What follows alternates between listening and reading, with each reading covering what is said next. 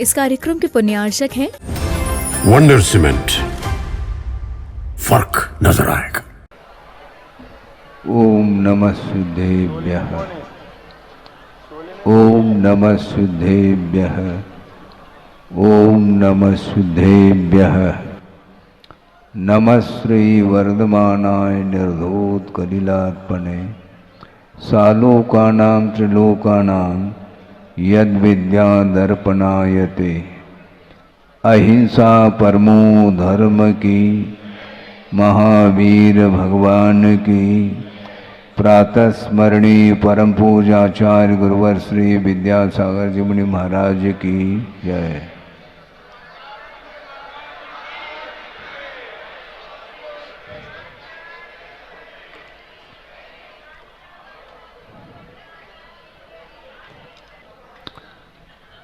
मध्याह्न में जो आप लोगों ने दृश्य देखा है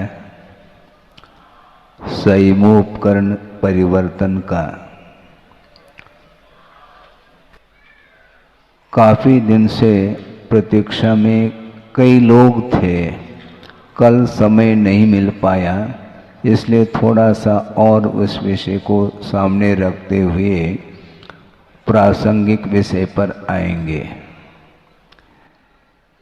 लगभग शहर में 6-6.5 महीने व्यतीत हुए, किंतु जिस दिन प्रवेश किया उसी दिन से लगभग प्रतिदिन कोई न कोई व्यक्ति आकर के अपने भाव व्यक्त करता कि महाराज आपकी पीछिका हमें प्राप्त हो जाए। हमने सभी लोगों को यही कहता रहा कि भावना रखो, किंतु मिलेगी तो एक ही को। तीर्थंकर भी क्यों न हो, सबको वो संतुष्ट नहीं कर सकते। अर्थात तीर्थंकर दीक्षित होने के पूर्व में आहार चर्चा के लिए निकलते हैं। उस समय कितने लोग पड़गान के लिए खड़े रहते होंगे जिसका कोई हिसाब नहीं। इसके उपरांत भी जिस विधि से निकलते हैं उस विधि के अनुरूप ही पड़गान होगा। तो एक ही को संतुष्ट किया उन्होंने, किसको? श्रेयांश राजा को। लेकिन इसका अर्थ ये नहीं लेना चाहिए कि सारे श्रावक असंतुष्ट रहे हों। सुन रहे हैं आप लोग? क्योंकि उनका असाधारण व्यक्तित्व है। उनके लिए आहार आप देवो अथवा न देवो, उनका जो दर्शन है, वीतरागता का दर्शन एक बार कर लो, निरंतर निहारने का भाव जागृत होता है। तो ऐसी स्थिति में वह श्रावक आहार दे अथवा न दे, प्रत्येक व्यक्ति के लिए 7 से पुण्य का अर्जन होता है। उसी प्रकार मैं ये मानता हूँ कि जितने लोगों ने भावना रखी, कोई नहीं भी रखी हो, तो भी उनके भीतर तो वो भावना रहती है कि संयमोपकरण मेरे लिए प्राप्त हो। मिलेगा एक ही को। हमने ये कहा था कि देखो, सबकी भावना को मैं पूर्ण करने के लिए बैठ जाऊं तो एक एक पंख भी यदि दे दूं तो पूर्ति नहीं होगी। तो ऐसी स्थिति में किसकी भावना को मैं पूर्ण कर सकता हूं? भावना जो पूर्ण होती है वह भावों से होती है। और कल जिन्हें पुरानी पीछिका प्राप्त हुई और नई पीछिका प्रदान करने वाले कौन थे? वो है, नाम क्या उनका? मिंको तो बोलते हैं, शैलेश, हाँ, उनको हमने बुलाया कि देखो तुम्हारी भावना तो अभी भी है, आगे भी रह सकती है, किंतु अभी वर्तमान में ये संयोजना बन रही है कि नई पिचिका प्रदान करने में हमने सोचा है। ऐसा उनके सामने कहा तो उनके आंखों में आंसू भर आए। सोचो, विचार करो, आंसू धार लगी है। इसके उपरांत भी उनको हमने कहा कि इस प्रकार भावुक होने की आवश्यकता नहीं, ये समर्पण का प्रतीक है। 6-6.5 महीने तक उन्होंने जो पुण्य का अर्जन किया है वह कहीं जाएगा नहीं, ये ध्यान रखो। हाँ, और समर्पण भाव था उनका, इसलिए एक ही बार में उन्होंने कहा कि महाराज हमें ज़्यादा विकल्प नहीं, लेकिन थोड़े बहुत तो अभी भी विकल्प है, रखो, कोई बाधा नहीं। ये प्रमोद भाव इसको बोलते हैं। हमारे अंदर जो भाव जागृत होता है वह धर्म के प्रति जो प्रमोद भाव होता है, इसी को धर्मानुराग की संज्ञा दी है आचार्यों ने। एक राग वह होता है जो विषयों के प्रति वह आकर्षित करने वाला राग होता है, किंतु धर्म के प्रति आकर्षित करने वाला जो राग होता है वह धर्मानुराग बोलते हैं, जिसको प्रमोद बोलते हैं। आप सब लोग बैठे हैं धर्म सभा में और धर्म श्रवण करने के लिए बैठे हैं, इसलिए आप सबके प्रति मेरा प्रमोद भाव है। कोई बचेगा नहीं, ध्यान रखो, चाहे पीछे लेने वाले हो अथवा नहीं लेने वाले हो, सबके प्रति हमारा प्रमोद भाव इसलिए है क्योंकि जो धर्म की आराधना करने के लिए बैठा है उसके प्रति मेरा प्रमोद न हो तो किसके प्रति हो।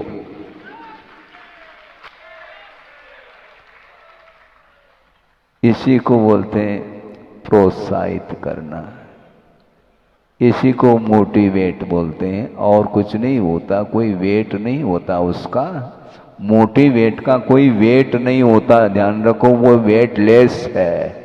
हाँ, उसका क्या वेट है? चाहे वह छोटा बालक हो, चाहे वह जवान हो, चाहे वृद्ध हो, सबके मन में धर्म के प्रति जो श्रद्धा, आस्था और समर्पण का भाव लेकर के बैठा है तो न धर्मो धार्मिकैर विना। इस प्रकार आचार्य समंत्र भद्र स्वामी कह रहे हैं, धर्मात्मा के बिना धर्म रह नहीं सकता। तो सारे धर्म की आराधना कर रहे हैं, इसलिए ज़्यादा विकल्प करने की आवश्यकता नहीं। धर्म की ओर दृष्टि आपकी बनी रहे हमेशा, ये प्रभु से हम प्रार्थना जरूर कर सकते हैं और करते हैं। गर्भ कल्याणक का यह शायद द्वितीय दिन है। कल पीछे का परिवर्तन हो गया और कुछ शेष जो गर्भ कल्याणक संबंधी जो क्रियाएं होगी वह यथा समय पर होगी। हम थोड़ा सा इस विषय को और आगे बढ़ाना चाहते हैं। वह ये है कि प्रमाद और प्रमोद में बड़ा अंतर है। क्या कहा है? प्रमाद और प्रमोद भाव में जमीन आसमान का अंतर है। प्रमाद जो है वह कषाय की प्रगाढ़ता मानी जाती है, सामान्य कषाय नहीं, किंतु जो कषाय की प्रगाढ़ता है उसका नाम प्रमाद कहा और उसका स्वरूप निरूपित किया गया है आगम में कि कुशलेषु अनादरः प्रमादः। जो कुशल कार्य है, धार्मिक कार्य है, उसमें अनादर का भाव जो जागृत होता है उसका नाम प्रमाद कहा। समझ रहे हैं आप? जिस प्रकार आप सांसारिक कार्यों में उत्साहित होकर के कार्य करते हैं, उससे भी बढ़ चढ़ करके धार्मिक कार्यों में भाग लेना चाहिए। उसको बोलते हैं प्रमोद भाव। विषयों के प्रति प्रमोद भाव नहीं होता, न होना चाहिए। चाहे वह चेतन पदार्थ हो चाहे अचेतन पदार्थ हो, सभी पदार्थों के प्रति यदि विषयानुराग जागृत होता है तो निश्चित रूप से वह कर्म बंध के लिए कारण होता है, बल्कि उसके माध्यम से सम्यक दर्शन भी मलिन हो सकता है, होता है। इसलिए श्रवण के लिए भी कहा हमेशा अप्रमत्त बने रहो।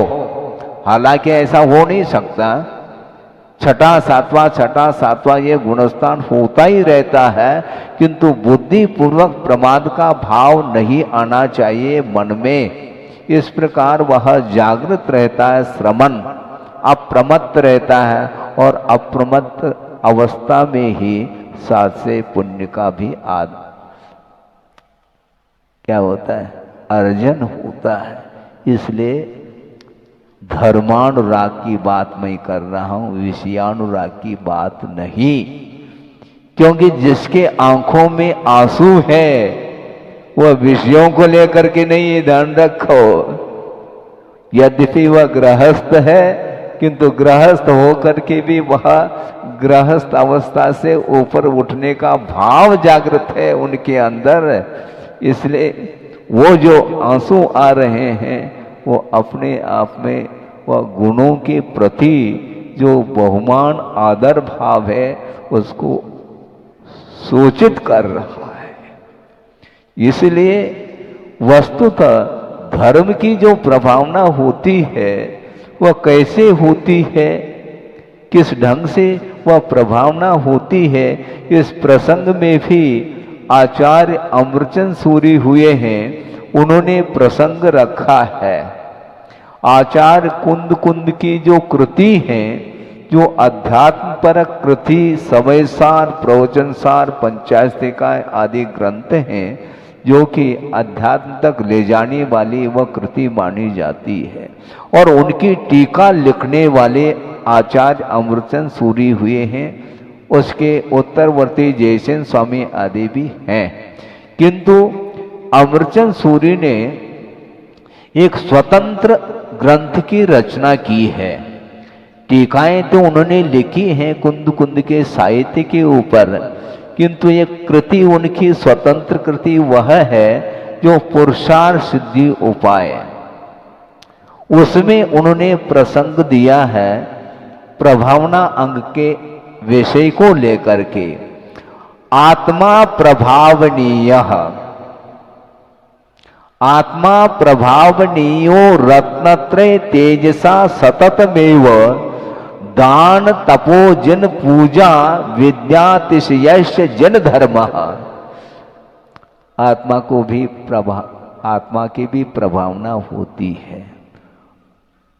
प्रभावना के योग्य आत्म तत्व है, और आत्मा की प्रभावना जो होती है वह रत्नत्रय की आराधना के माध्यम से, रत्नत्रय तेजसा, रत्नत्रय की जो उसको क्या बोलते हैं,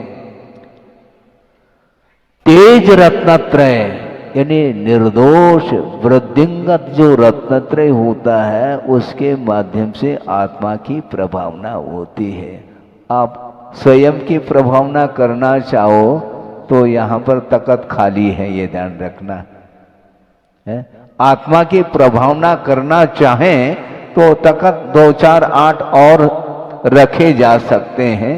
रत्नत्रय तेजसा ऐसा कहा, रत्नत्रय रूपी वह प्रकाश के माध्यम से आत्मा की प्रभावना होती है।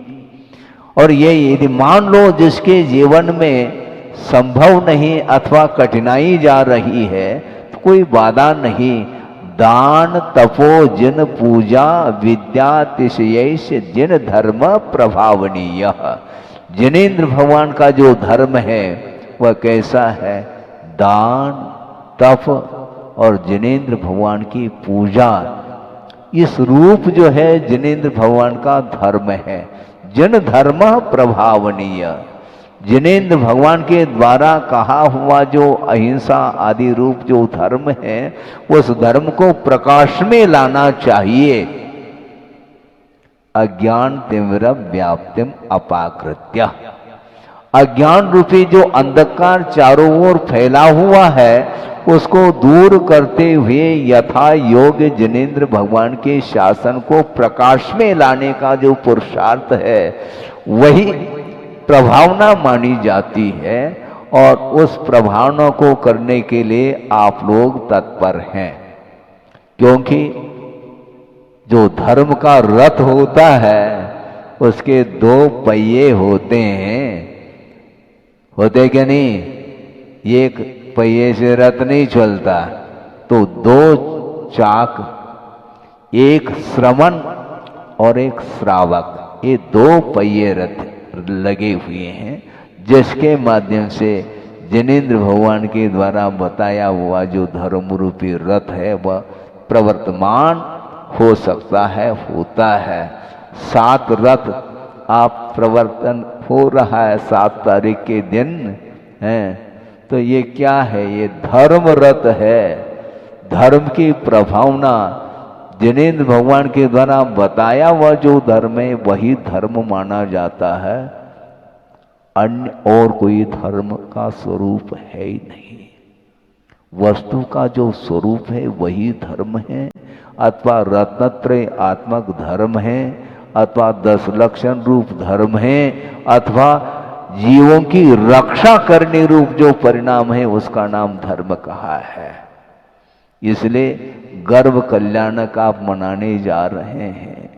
कल्याणक किसका होता है? जीव का कल्याण होना है, किंतु जीव का कल्याण जो होता है वह धर्म के शरण गए बिना न किसी का कल्याण हुआ न होगा।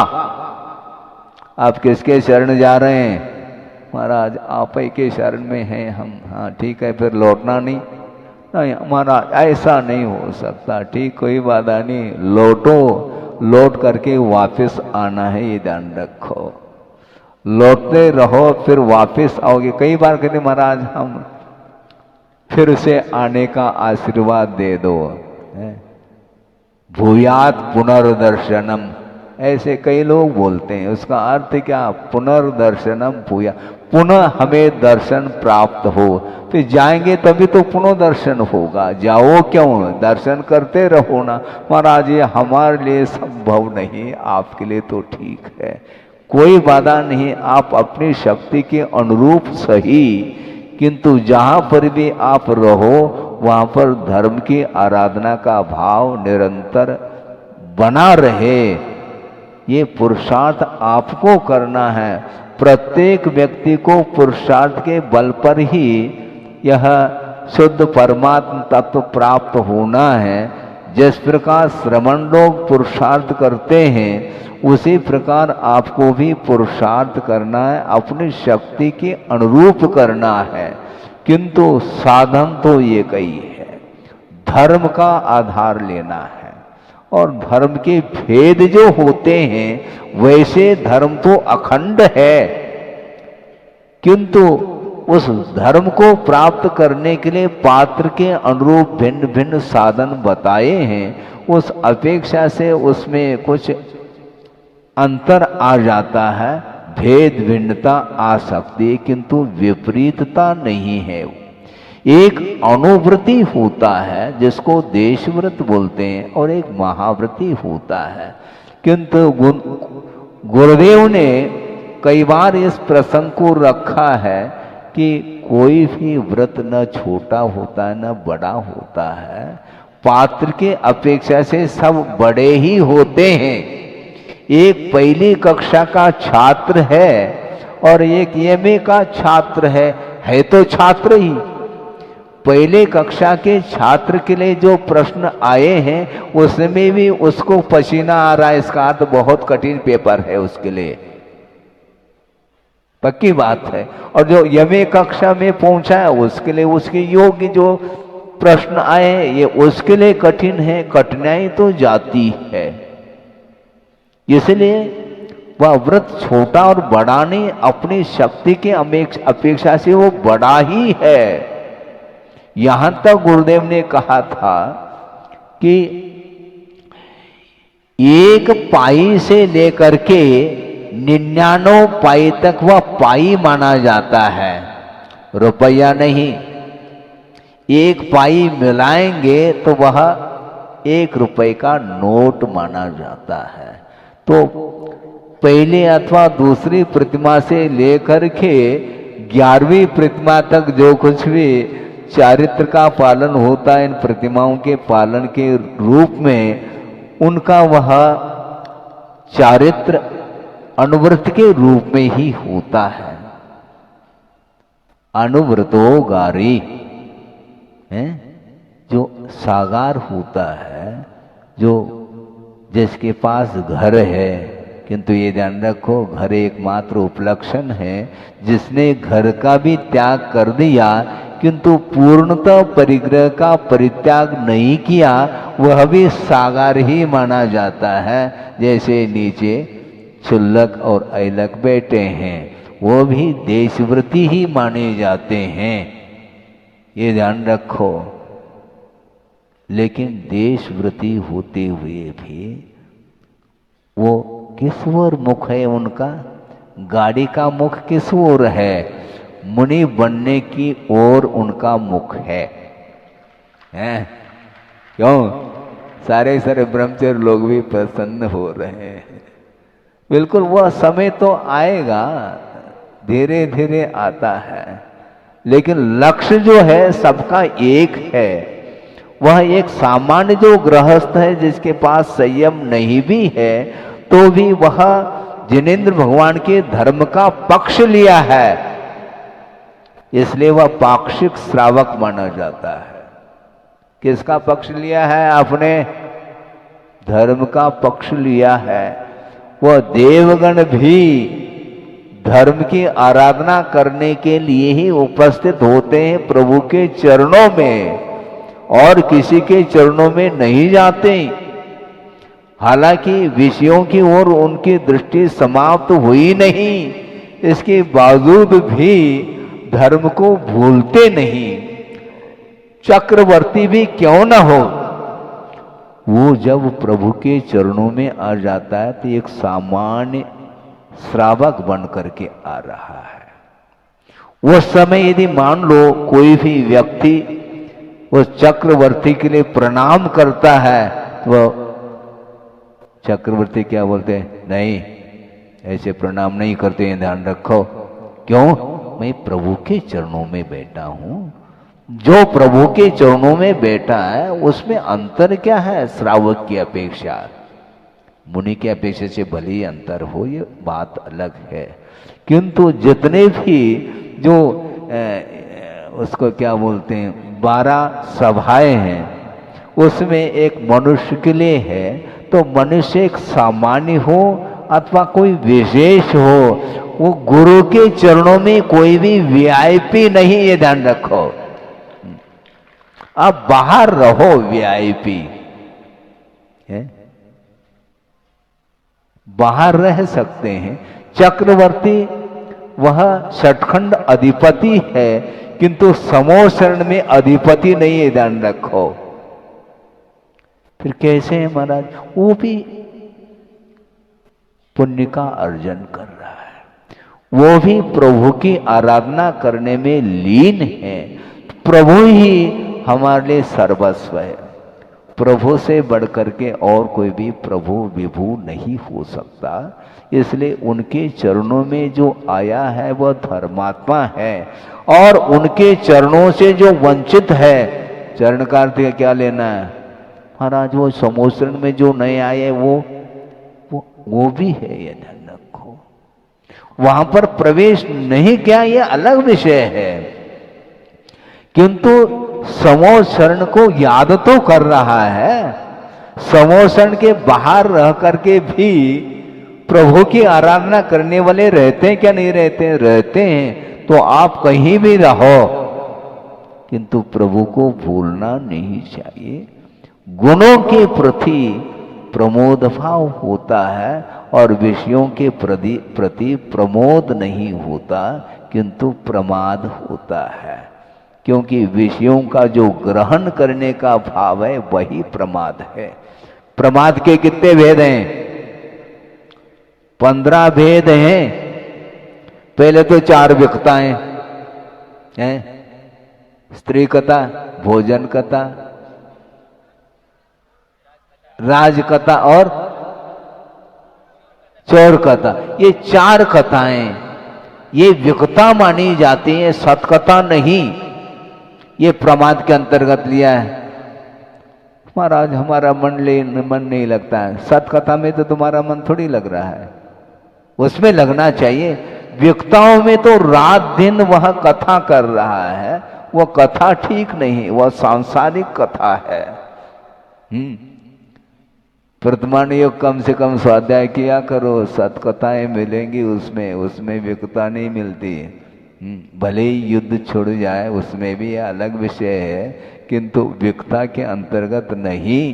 किंतु सतकथा की ओर दृष्टि रहती है, रहना चाहिए। तो ये 4 विकताएं हैं और 5 इंद्रिय के विषय। ये क्या है? प्रमाद है। यानी विषयों का ग्रहण जिस समय होता है वह प्रमाद में आ जाता है। प्रमाद की भूमिका के बिना विषयों का ग्रहण संभव नहीं। इसलिए विषयों के ग्रहण के समय पर प्रमोद भाव नहीं हो सकता, क्योंकि धर्म साइड में रहता है। उसके बिना नहीं होता। भोजन करते हुए भी पूजन कर रहे हैं क्या आप? बोलो। भोजन करते समय भोजन, पूजन करते समय पूजन। लेकिन भोजन करते समय कम से कम विवेक तो रखो। भोजन करो, कोई बाधा नहीं है, भोजन करो, किंतु विवेक होना चाहिए। भक्ष और अभक्ष का नहीं है तो बहुत ही फिर अनर्थ घटित होगा, क्योंकि वह सम्यक दर्शन से धीरे धीरे वह खिसक जाएगा।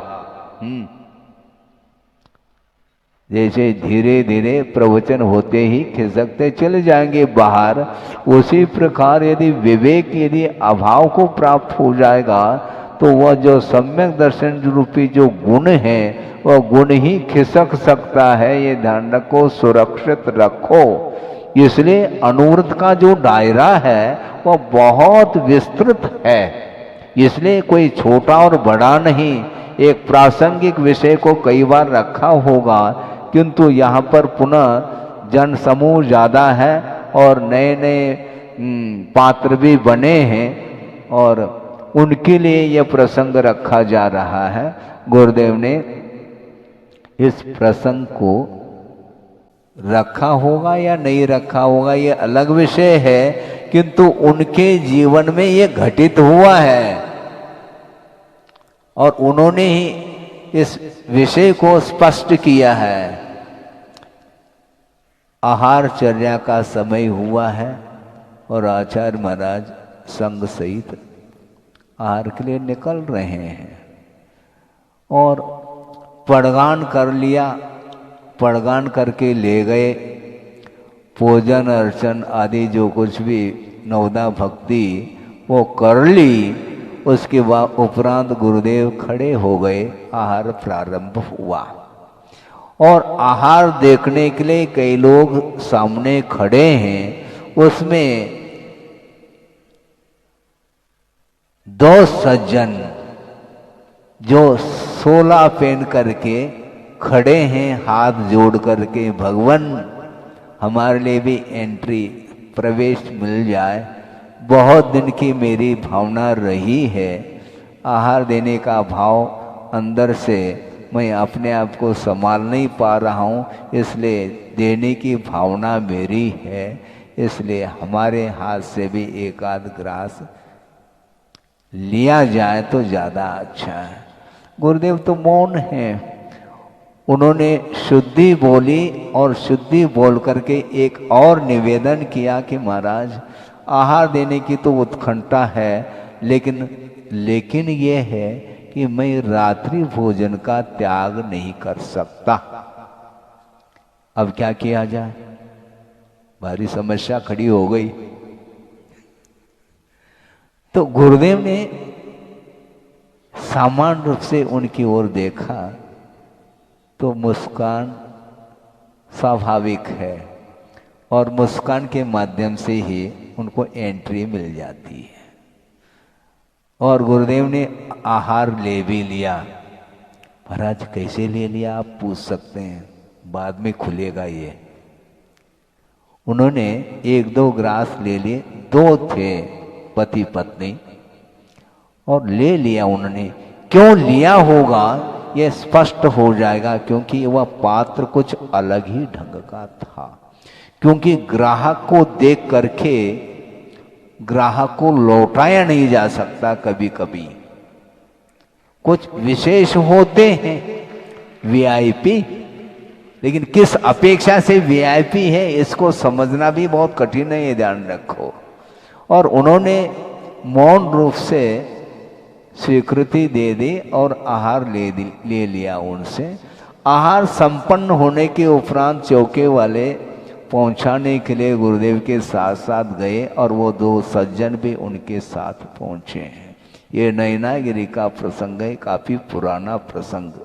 नयनागिरी में गुरुदेव ने 3 चातुर्मास किए हैं, 78, 81, ऐसे। शायद हो सकता है 81 का कोई भी प्रसंग हो, लेकिन है नयनागिरी का प्रसंग। और फिर पहुंचाने के लिए गए, उसके उपरांत बैठ गए गुरुदेव और उन्होंने 2 व्यक्तियों की ओर देखते हुए कहा कि देखो, वो समय तो मेरा मौन था, मैं कुछ बोल नहीं सका, अब तो बोल सकता हूं मैं। महाराज आप जो बोलेंगे हम स्वीकार करेंगे, लेकिन वही बात है, रात्रि भोजन हमसे नहीं छोड़ा जा सकता। बाकी जो आप व्रत देंगे हम ले लेंगे, जो भी उपनियम नियम देंगे वो ग्रहण कर लेंगे। तो गुरुदेव ने कहा तुम क्या करते हो? तो हाथ जोड़ करके कहा कि महाराज मैं डिप्टी कलेक्टर हूँ और ये जो श्रीमती है वो जज है। इसलिए तो हमने कहा था ग्राहक को लौटाया नहीं उनने, ये ध्यान रखो। हाँ बिल्कुल, फेस रीडिंग करते हैं गुरुदेव जो है ना, फेस रीडिंग करते हैं, और इसलिए उन्होंने लौटाया नहीं। और आहार लेने के बाद अब वो कह रहे हैं यदि ऐसी स्थिति है, तुम कलेक्टर और वो जज हैं, तो बहुत अच्छी बात है, मैं जो कहूँगा तुम्हें स्वीकार करना पड़ेगा। महाराज हम हाथ जोड़ करके कह रहे हैं आप जो दे दो। उन्होंने क्या कहा? इसका अर्थ क्या? कोई दान स्वरूप मांग रहे हैं? नहीं, इसका अर्थ 5 अनुव्रत ग्रहण कर लो। महाराज ये तो उससे भी, हाँ रात्रि भोजन फिर भी कुछ दिन के लिए छोड़ पाएंगे, लेकिन ये तो और कठिन पेपर है। कठिन नहीं है, ध्यान रखो। कैसे महाराज आप समझाओ, फिर हम समझा रहा हूं मैं। उन्होंने ये कहा कि आप दोनों गवर्नमेंट सर्वेंट, ठीक है ना, सर्विस करते हैं, और आप कलेक्टर या डिप्टी कलेक्टर और वो जज है। जो भी गवर्नमेंट के तरफ से, क्योंकि सरकारी नौकरी है, जो आपको वेतन मिल रहा है उससे 1 पाई मैं नहीं लेऊंगा। महाराज ये तो बन जाएगा तो हमारा काम बन गया। 5 अनुव्रत इसमें पल सकते हैं, ध्यान रखो, क्योंकि आपने रिश्वत का त्याग किया है ना। रिश्वत बोलते हैं, बिल्कुल है, रिश्वत बोलते हैं। तो रिश्वत का त्याग कर लिया, इससे स्पष्ट है जो वेतन मिल रहा है वह परिग्रह का परिमाण हो गया, 1 अनुव्रत आ गया। अब परिग्रह परिमाण आ गया तो सारे अनुव्रत पलेंगे उसमें, क्योंकि तत्संबंधी कोई भी अब असत्य नहीं बोलेंगे, खत्म। सत्यव्रत आ गया तो चोरी का भाव भी नहीं आएगा, क्योंकि अतिरिक्त हमें कमाना ही नहीं है जिसमें चोरी का भाव आ जाए या असत्य का आश्रय लेना पड़े। दोनों समाप्त हो गए और उस संबंधी जो हिंसा होती थी वह भी नहीं होगी और आप दोनों स्वदार संतोष हैं। तो इस प्रकार पांचों व्रत आपके पल जाएंगे, हमारा आशीर्वाद ऐसा कहा। सोचो विचार करो, इससे स्पष्ट है कोई भी व्रत छोटा और बड़ा नहीं होता और एक बार अनुव्रत को अंगीकार करता है निश्चित रूप से उसका मुख महाव्रत की ओर है। अनुव्रत का अर्थ क्या होता है? अनुचर, अर्थात पीछे पीछे जो चलता है। महाव्रती के जो पीछे पीछे चलता है उसका नाम अनुव्रती है, अनुचर माना जाता है। तो इस प्रकार ये धर्म के प्रति जो लगाव है, समर्पण है, यही प्रमोद भाव माना जाता है। गुणशु प्रमोदम। उस समय हमने देखा कि गुरुदेव की कुशलता तो देखो, लेकिन आपके लिए नहीं, ये ध्यान रखो। हम भी महाराज रात्रि भोजन नहीं करेंगे तो हम आप आहार ले क्या? नहीं लेंगे, ध्यान रखो। क्योंकि उनकी एक परिस्थिति थी, परिस्थिति के अनुरूप जो है ना व्यवस्था बनती है और उस परिस्थिति के कारण उसको धर्म से वंचित नहीं रखा जा सकता, न रखना चाहिए। इस प्रकार विशाल दृष्टिकोण वाले गुरुदेव, उन्होंने इस प्रकार मार्ग प्रशस्त करते गए हैं। इसलिए गुणों के प्रति अनुराग उनका हमेशा बना रहता है।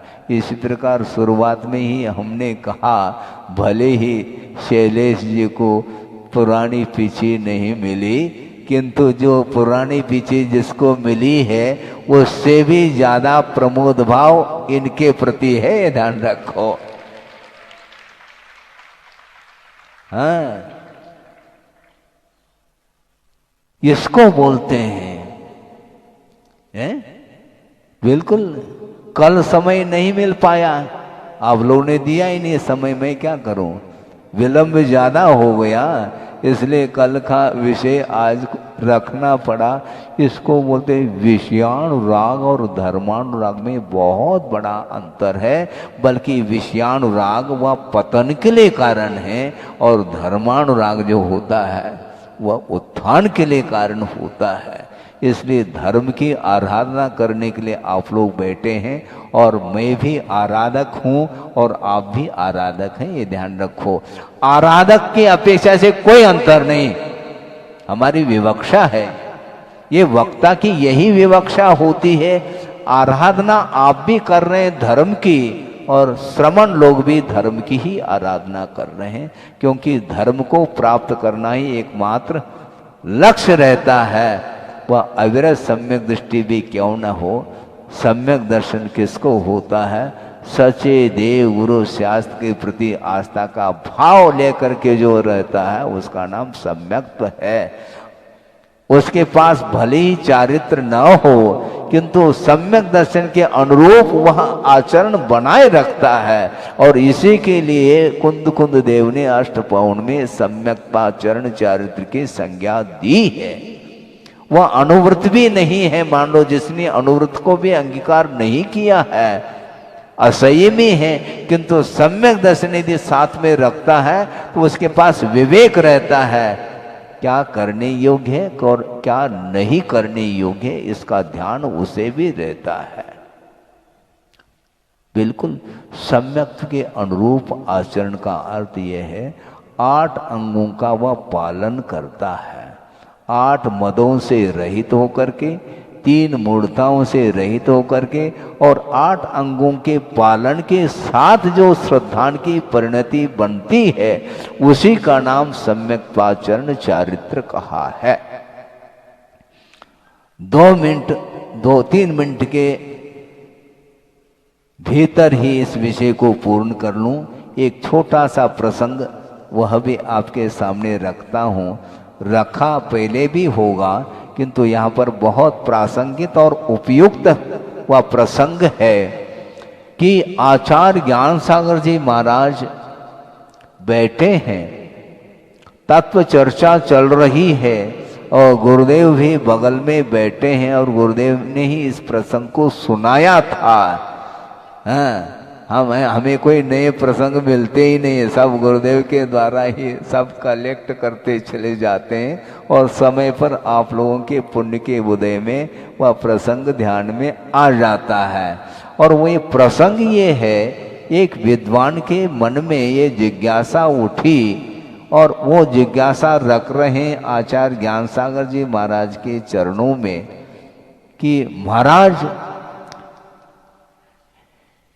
कि अविरत सम्यक दृष्टि जिसने एक भी अनुव्रत को अंगीकार नहीं किया है उसकी बात की जा रही है।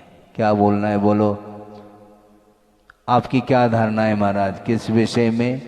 अविरत सम्यक दृष्टि मद्य मधु मांस का सेवन करता है या क्या नहीं?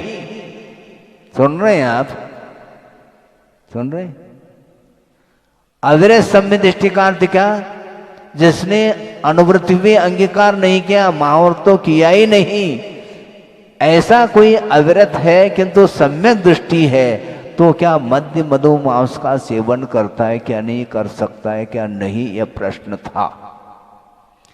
तो ज्ञान सागर जी महाराज ने कहा आप तो विद्वान हैं, पहले अपनी धारणा बता दो ताकि मैं अच्छे ढंग से आपके सामने अपना विषय रख सकूं। महाराज मेरी तो धारणा है, क्योंकि वह अविरति है, व्रत अंगीकार नहीं किया है, इसलिए अविरत सम्यक दृष्टि मद्य मधु मांस का सेवन कर सकता है, ऐसा उनका मन था। अब आचार्य ज्ञान सागर महाराज ने कहा बैठ जाओ थोड़ा। वस्तुतः त्याग किसका होता है? जो ग्रहण करने योग्य वस्तु है उसी का त्याग होता है। जो ग्रहण करने योग्य वस्तु नहीं है तो उसका क्या त्याग करने की बात करते हैं? वह वैसे ही लिया नहीं जाएगा क्योंकि वह अनुपसेव्य है।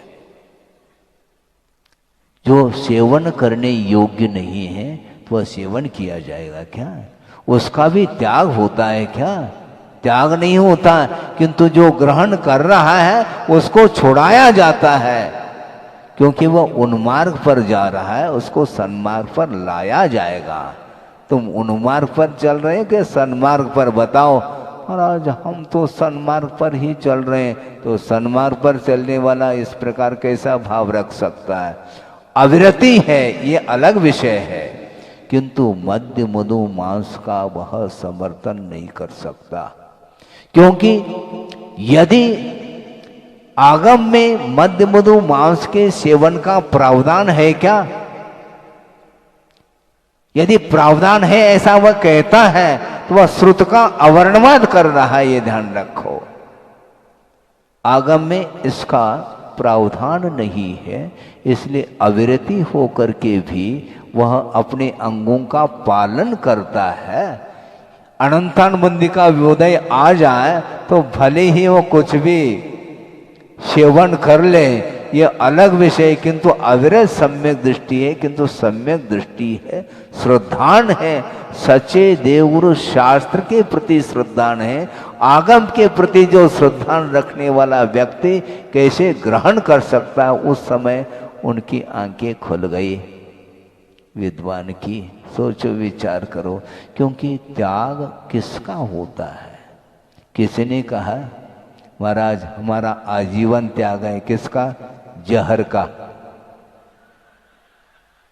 है? हंस क्यों रहे हैं आप? क्यों? जहर का त्याग भी कोई त्याग होता है क्या? वह ग्रहण करने योग्य नहीं। जो ग्रहण करने योग्य पंचेंद्रिय के विषय हैं उसमें त्याग की जो बात आती है तो वह अनुवृत्ति के लिए लागू हो जाता है, किंतु उसका उसने त्याग नहीं किया है, किंतु सम्यक दर्शन को लेकर के बैठा है, तो वह कैसे मद्य मधु और मांस का सेवन कर सकता? संभव नहीं। इस प्रकार उन्होंने चर्चा की थी जो आपके सामने रखा। इसलिए वस्तुतः सच्चे देवगुरु शास्त्र के प्रति श्रद्धान का जो परिणाम है ये बहुत दुर्लभ परिणाम माने जाते हैं। सम्यक दर्शन सुलभ नहीं है, विषय तो बहुत सुलभ है। पंचेंद्र के विषय अनंत बार मिले हैं, मिलते चले जाएंगे, किंतु सम्यक दर्शन को प्राप्त करना खेल नहीं है। और मान लो प्राप्त सम्यक दर्शन, उसको भी सुरक्षित रखने की बात है। इसलिए प्रमाद छोड़ करके प्रमोद भाव रखो, यह हम शुरू से कह रहे हैं। इसलिए प्रमाद में और प्रमोद में बड़ा अंतर है। विषयों के प्रति जो अनुराग होता है वह प्रमाद के बिना नहीं होता, और जो धर्मानुराग होता है उसी का नाम प्रमोद भाव माना जाता है। इसलिए 4 प्रकार के जो भाव है उसमें प्रमोद भाव को रखा है।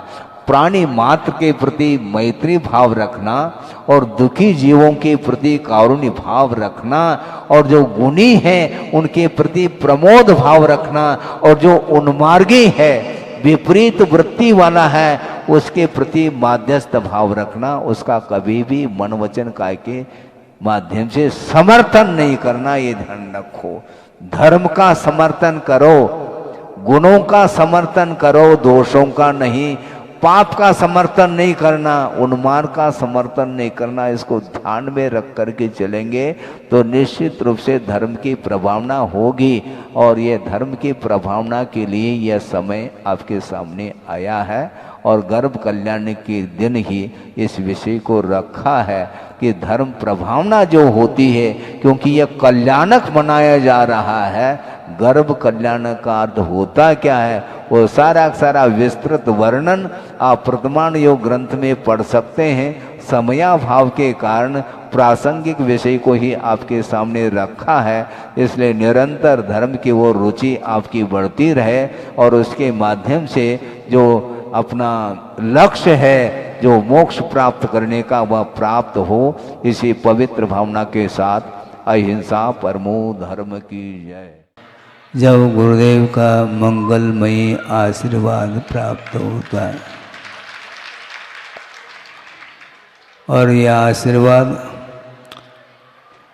बरगी नगर को भी प्राप्त हुआ और मुझे भी प्राप्त हुआ था।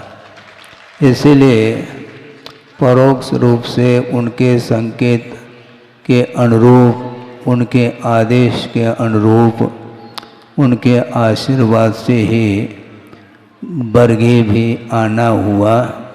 और आप लोगों ने 2-3 बार तो हमने गिन लिया है, निवेदन करने के लिए जबलपुर भी आए थे और निवेदन को सुना था। और यह कार्यक्रम समय पर होता है, बिफोर कुछ भी नहीं होता।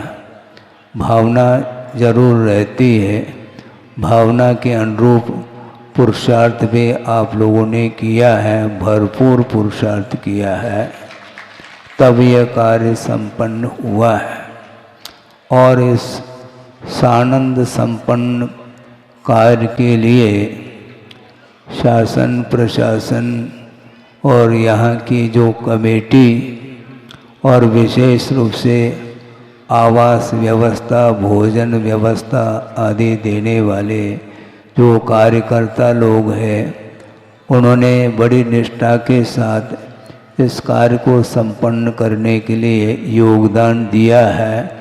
उनके लिए सर्वप्रथम आशीर्वाद दिया जाता है, क्योंकि उनके योगदान के बिना यह कार्य संभव भी नहीं है।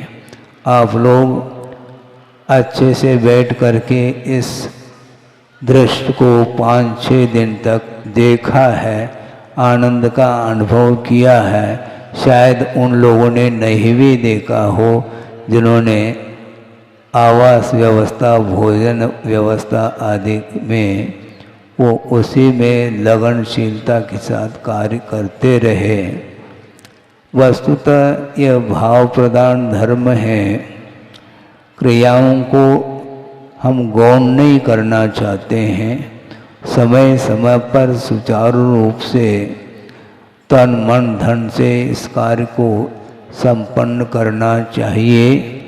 और इसके साथ साथ महत्वपूर्ण बात तो ये है कि इन क्रियाओं के साथ साथ हृदय को भी लगाया जाता है। हृदय से प्रभु की और गुरु की जो आराधना की जाती है वह किसी भी पर्याय में करें तो भी वह परंपरा से मोक्ष का पात्र बनता है। साक्षात मोक्ष की जो उपलब्धि होती है वह शुक्ल ध्यान आदि के माध्यम से हुआ करती है। और कल प्रभु को केवल ज्ञान हुआ और उसके पूर्व दिन उन्होंने दीक्षा को अंगीकार की थी। केवल ज्ञान प्राप्त करने के लिए आप बिल्कुल सुख सुविधा के साथ रह करके उसको प्राप्त करना चाहो तो ये संभव नहीं है। आप एसी में बैठ जाते हैं और प्रभु की आराधना तो आप भी कर रहे हैं, उससे तो कुछ तो पुण्य का अर्जन होता होगा, क्यों नहीं होगा। कषाय की मंदता के साथ और श्रद्धान के साथ आप कहीं भी बैठ करके प्रभु की आराधना करो। योग्यता के अनुरूप, सामर्थ्य के अनुरूप, क्षमता के अनुरूप पुण्य का संचय तो होता है। किंतु आचार्यों का अथवा आगमकारों का यह कहना है हमें मात्र पुण्य का संचय मात्र नहीं करना, किंतु पाप कर्म के क्षय के प्रयोजन को लेकर के जो धार्मिक अनुष्ठान किया जाता है अथवा प्रभु की आराधना की जाती है, उस आराधना के माध्यम से बिना चाहे भी साथ से पुण्य का संचय होता है। और प्रभु ने आज प्रातः वेला ने उन्हें निर्वाण का लाभ हुआ, वो कैसा हुआ हमें बताओ। बिना दिगंबरत्व को अंगीकार किए, बिना परिग्रह का विमोचन किए संभव नहीं है। और दीक्षित होने के उपरांत भी जब उन्हें 1000 साल लग गया तो हम और आपके लिए कितना त्रैराश्य करो, सोचो, विचार करो। असाधारण व्यक्तित्व जिसको बोलते हैं, इसके बाद भी 1000 साल लग गए। साम्य भाव को प्राप्त करने के लिए जिसको समता बोलते हैं, वह बहुत दुर्लभतम वस्तु है। वस्तुतः जो विषय के प्रति जो राग रहता है उसका पूर्णतः अभाव करने के बावजूद भी विश्व कल्याण की भावना को लेकर के जो धर्मानुराग उत्पन्न होता है उसके माध्यम से भी साक्षात निर्वाण का लाभ नहीं होता है, वह भी परंपरा से ही होता है। किंतु साक्षात यदि केवल ज्ञान का लाभ उठाना चाहो तो ध्यान के माध्यम से ही केवल ज्ञान की उत्पत्ति बताई है। समो शरण में प्रभु विराजमान हैं, 12 सभाएं भरी हुई हैं और दिव्य ध्वनि खिर रही है और उन प्रभु के चरणों में ही विराजमान हैं कौन? गणधर परमेष्टि। और प्रभु की वंदना, प्रभु की स्तुति, प्रभु की आराधना वो कर रहे हैं। और दिव्य ध्वनि का आधार लेकर के हम और आपके लिए आगम की रचना करके उसका मर्म क्या है धर्म का, धर्म दिव्य ध्वनि की क्या विशेषता है, वस्तु तत्व की क्या गहराई है, ये सारा का सारा सर्वांगीण रूप से उन्होंने दिव्य ध्वनि का आधार लेकर के द्वादशांग की रचना की और हम और आपके लिए उपदेश उन्होंने दिया है। किंतु ये ध्यान रखने की बात ये है कि उपदेश देते हुए भी, उपदेश देते देते देते देते गणधर परमेष्टि को उसी अवस्था में केवल ज्ञान हुआ हो नहीं हो सकता है, क्योंकि यह प्रवृत्ति है इसमें भी मुमुक्षु भव्य जीवों के विकास हित के उद्देश्य को लेकर के उपदेश दिया जा रहा है। और उपदेश जो दिया जाता है उन मुमुक्षु भव्य जीवों के प्रति प्रमोद भाव आए बिना, धर्मानुराग रखे बिना ये उपदेश संभव नहीं है। किंतु इस प्रकार उपदेश देते हुए भी ये सारे विकल्प यद्यपि सत विकल्प हैं,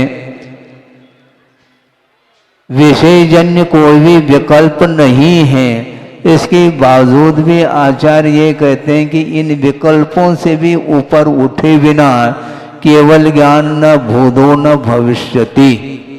इसलिए प्रभु ने तीर्थंकर प्रकृति का विगत जीवन में बंद किया था और वर्तमान में जो उनको पर्याय मिली सर्वार्थ सिद्धि से आ गए और दिगंबरत्व को अंगीकार उन्होंने स्वयं ही कर लिया और निरंतर साधना करते करते विश्व कल्याण की भावना रखते रखते जब उनकी साधना जब चरम सीमा तक पहुंच गई तो अंतर मुहूर्त मात्र पर्याप्त रहा, केवल ज्ञान को प्राप्त कर लिया। किंतु केवल ज्ञान को प्राप्त करने की जो भूमिका है उस भूमिका में उन्होंने 1000 साल व्यतीत किया है। बंधुओं सोचो विचार करो कितना धैर्य होना चाहिए। हम कदम कदम पर धैर्य को खो देते हैं और मान लो इच्छित वस्तु की प्राप्ति नहीं होती है तो जिनके प्रति आस्था थी उनके प्रति आस्था में भी कमी आने लगती है। क्यों? क्योंकि हम जो भी धार्मिक अनुष्ठान आदि करते हैं तो उसके पीछे हम अपेक्षा को रख करके करते हैं, इसलिए उसमें सफलता मिल तो जाती है किंतु परसेंटेज बहुत कम रहता है। तो हमें भी मिल चुका है, इसमें क्या दिक्कत है, और ज़्यादा दूर तो है नहीं। समय पर आप लोगों को भी बड़े उत्साह के साथ उस कार्य को भी संपन्न करना है, ज़्यादा विलंब न हो। इसलिए हम इतना ही कहना चाहते हैं कि पुरुषार्थ के माध्यम से सब कुछ मिल सकता है। जब पुरुषार्थ के माध्यम से केवल ज्ञान और निर्वाण का लाभ हो सकता है तो छोटे छोटे जो भी आप कार्यक्रम करते हैं उसमें सफलता मिलने में कोई गुंजाइश नहीं है, ऐसा नहीं है। निश्चित रूप से उसमें कार्य करते चले जाते हैं तो उसमें क्या होता है, पूर्णता को प्राप्त नहीं करते हैं क्या? बिल्कुल नहीं। छात्र जब पढ़ता है तो निरंतर वह अध्ययन करता ही चला जाता है। 3 महीने में भी परीक्षा होती है, बताते हैं। हमारे ज़माने में वो, अब आपके ज़माने में क्या है हमें ज्ञात नहीं है।